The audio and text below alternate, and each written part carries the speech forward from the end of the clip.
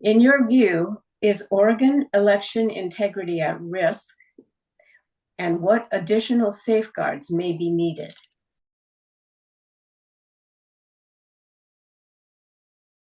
So there's a reason that Donald Trump is hyper fixated on passing the so-called SAVE Act. I call it the Steal Act, right?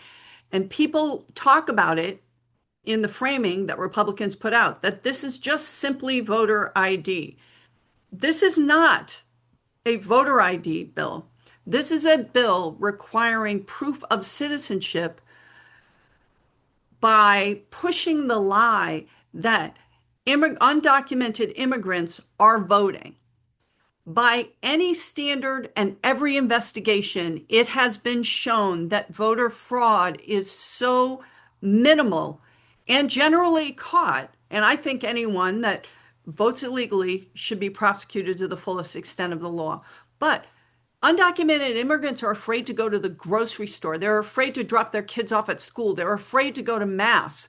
They are not voting. This is a trick. But the piece that people aren't talking about, they're talking about how it's going to make it harder for women to register to vote because if you change your name like I did, you have to have more paperwork, documentation. All of those things are barriers. But the worst part about the so-called SAVE Act is that they want to require every state to send all their voting data to the federal government, even though the Constitution says that states should manage time, place, and manner of voting. And then the federal government will be able to every 30 days knock voters off the rolls. So you could show up to your voting place at with all your documentation and still not be able to vote. They will know how people voted. They will have everyone's names, and the federal government will be taking over elections. So I am very grateful that we have Tobias Reed as our Secretary of State, that we have Dan Rayfield as our Attorney General, and that we have our senators standing strong.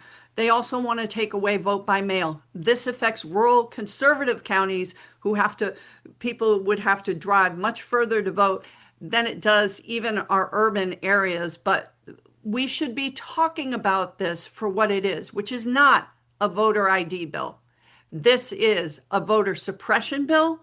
This is an attempt to win the elections by any other means but free, fair, secure elections. And this is the single most important issue that everyone, all Americans, should be focused on between now and November to make our voices heard.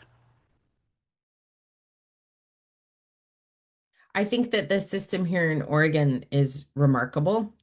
I was born and raised in a state that did not have vote by mail, and I worked to fight for vote by mail in the county that I lived in.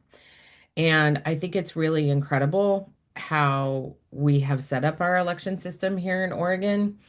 I do believe with the threats to the post office and other statements that have been made by the current administration that we have the potential for our electoral system to be at threat. One of the things that we're encouraging voters to do is to vote early and to make sure that they're getting their ballot directly to the county that they live in. So while I think there is some risk, I think we also have created a really viable voting system here in the state of Oregon. And it is my hope that people will exercise their right to vote in this primary in particular, because I think this is a really important and critical time in our election season for people to be looking very critically at our candidates. I would not be at all surprised if this election was the first election I've been in that wasn't 100% rigged. I'm just saying that honestly, as someone who's tried their best and seen what it's like to try and get ahead in a system that has been stacked from almost every direction to be against regular people. And there aren't very many other countries that allow vote by mail because of the security flaws involved. Now, I'm sure that better things can be done to get ballots in the hands of elderly and disabled people who have difficult transporting themselves. But overall, this is a glaring flaw in the election system, and we absolutely need to end the vote by mail system as it's currently formatted and really have a much more controlled chain of custody for these ballots. I would not be at all surprised if even 5 or 10 years from now, I get a call that says, "Hey, Mr. Streck, you won the past 5 elections in a row. You got a lot of work to do all of a sudden." Okay, just as just I'm skeptical, and that's the most mild way to put it. Thank you. Our election system, like any part of our government and our nation's borders, are always at risk. That's why we must remain vigilant, regularly audit, and have systems of checks and balances. Our election system must be secure, accurate, and transparent. Confidence in our elections is essential to maintaining the principle of one person, one vote. That means putting common sense safeguards in place. I support requiring a photo ID to vote in the United States.